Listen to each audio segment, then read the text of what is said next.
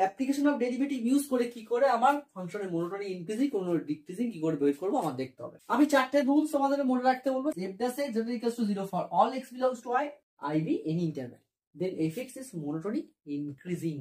এখানে greater equals to দেওয়া আছে, সেম থাকছে আবার বাড়ছে, সেম থাকছে, এটাকে আমরা স্টেপ ফাংশন হিসেবেও বলতে পারি। এই পয়েন্টে ফাংশন গুলো কি হচ্ছে আনচেঞ্জ থাকছে। দেখো এখানে আমার কিন্তু ডিসটেন্স গুলো সেম থাকছে বাট ফাংশনটা বাড়ছে। দেখো এই একটা কার্ভ, দেখো ফাংশনটা অটোমেটিক বেড়ে গেল, যেই এক্স বাড়াচ্ছি বেড়েই গেল।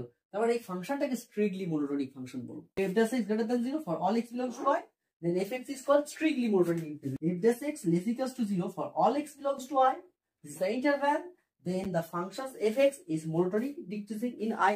এই কার্ভটা দেখো কি হচ্ছে, দেখো আস্তে আস্তে কমছে, এক্স যত বাড়ছে এই ফাংশনটা কমতেই থাকছে, স্টেপ ফাংশন হিসেবে করছে, কমছে। সিমিলারলি f dash x যদি লেস দ্যান 0 হয় তাহলে ওটা পাবে কি স্ট্রিক্টলি মোনোটোনিক ইনক্রিজিং। দেখো এই ফাংশনটা দেখো আস্তে আস্তে কমতেই থেকেছে।